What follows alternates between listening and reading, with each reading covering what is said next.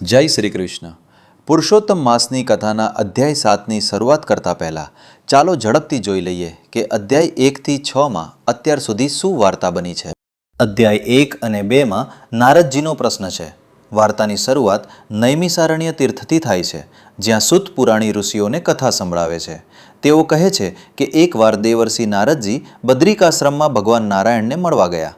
નારદજીએ જોયું કે પૃથ્વી પર લોકો રોગ, ગરીબી અને અનેક દુઃખોથી પીડાય છે. લોકોનું કલ્યાણ કરવા માટે નારદજીએ ભગવાનને પૂછ્યું કે એવો કયો સહેલો ઉપાય છે જેનાથી માણસના બધા દુઃખ દૂર થાય અને પાપ નાશ પામે. ત્યારે ભગવાને તેમને સૌથી પવિત્ર એવા પુરુષોત્તમ માસનો મહિમા કહેવાનું શરૂ કર્યું. ભગવાને જણાવ્યું કે જ્યારે પંચાંગમાં બધા મહિનાના કોઈને કોઈ માલિક નક્કી થયા ત્યારે આ અધિક માસનો કોઈ સ્વામી ન બન્યો. કોઈ માલિક ન હોવાથી લોકો તેને મલમાસ એટલે કે નકામો અને અશુભ મહિનો કહીને તેની નિંદા કરવા લાગ્યા. આ મહિનામાં લગ્ન કે ગૃહપ્રવેશ જેવા શુભ કાર્યો બંધ થઈ ગયા. પોતાના આવા અપમાનથી દુઃખી થઈને મલમાસ રડતો રડતો વૈકુંઠમાં ભગવાન વિષ્ણુના શરણે ગયો અને પોતાનું દુઃખ કહી સંભળાવ્યું. મલમાસની દયનીય હાલત જોઈને દયાળુ ભગવાન વિષ્ણુ તેનો હાથ પકડીને તેને સીધા ગોલોકમાં પરમપિતા પરમાત્મા શ્રીકૃષ્ણ પાસે લઈ ગયા. ભગવાન વિષ્ણુએ શ્રીકૃષ્ણને મલમાસ પર કૃપા કરવા વિનંતી કરી. ભગવાન શ્રીકૃષ્ણે મલમાસને આશ્વાસન આપ્યું અને એક મોટો નિર્ણય લીધો. તેમણે કહ્યું, હવેથી તું અનાથ નથી. હું તને મારું પોતાનું ઉત્તમ નામ પુરુષોત્તમ આપું છું અને હું પોતે આ મહિનાનો સ્વામી બનું છું.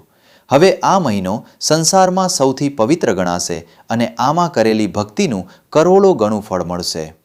તો મિત્રો, આ રીતે એક નિંદાયેલો મલમાસ ભગવાનના શરણમાં જઈને સૌથી શ્રેષ્ઠ પુરુષોત્તમ માસ બની ગયો.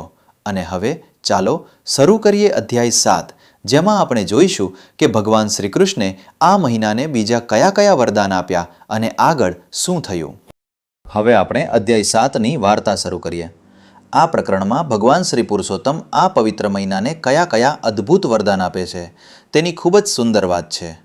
ભગવાન નારાયણે નારદજીને આગળની કથા સંભળાવતા કહ્યું, ગોલોકમાં જ્યારે ભગવાન શ્રીકૃષ્ણે મલમાસને પોતાનું નામ આપ્યું અને તેના સ્વામી બન્યા ત્યારે તેમણે મલમાસની સામે જ તેને ઘણા મોટા વરદાન આપ્યા. ભગવાન શ્રીકૃષ્ણે કહ્યું, હે પુરુષોત્તમ માસ, આ સંસારમાં મારા જેટલા પણ ગુણો છે તે બધા ગુણો આજે હું તને આપું છું. મારી જેમ જ તું પણ આખી દુનિયામાં પૂજનીય બનીશ. જેવી રીતે લોકો મને પુરુષોત્તમ ભગવાન તરીકે વંદન કરે છે તેવી જ રીતે આ મહિનાને પણ આદરપૂર્વક નમન કરશે. ભગવાને આગળ બહુ મોટી વાત કહી. આ સંસારમાં બીજા બધા મહિનાઓ જેમ કે ચૈત્ર, વૈશાખ વગેરે પુણ્ય આપે છે, પણ તેઓ મોક્ષ આપી શકતા નથી.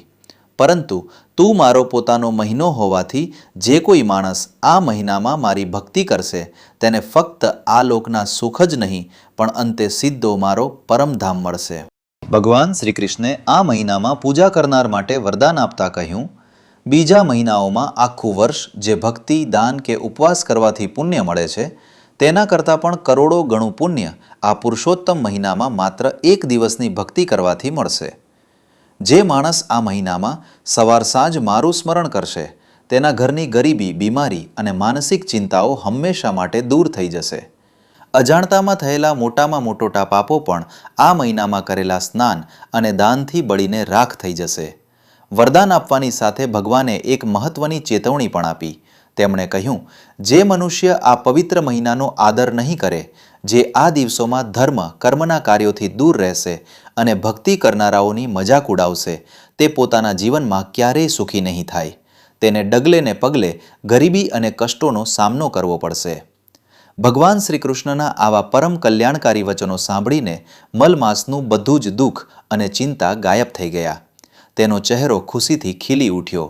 તેણે ભગવાન પુરુષોત્તમના ચરણોમાં વારંવાર પ્રણામ કર્યા. તેની સાથે આવેલા ભગવાન વિષ્ણુ પણ શ્રીકૃષ્ણની આ લીલા જોઈને અત્યંત પ્રસન્ન થયા. સૂત પુરાણી ઋષિઓને કહે છે, હે શૌનકાદિ મુનિઓ, ભગવાન નારાયણના મુખેથી આ આખી કથા સાંભળીને નારદજી ગદગદ થઈ ગયા. તેમનું મન ભક્તિના આનંદથી ભરાઈ ગયું. આ સાથે જ શ્રી બૃહન્નારદીય પુરાણનો પુરુષોત્તમ મહાત્મ્યનો ભગવાન શ્રીકૃષ્ણના વરદાન નામનો 7મો અધ્યાય અહીં પૂરો થાય છે. પણ વાર્તા અહીં પૂરી નથી થતી.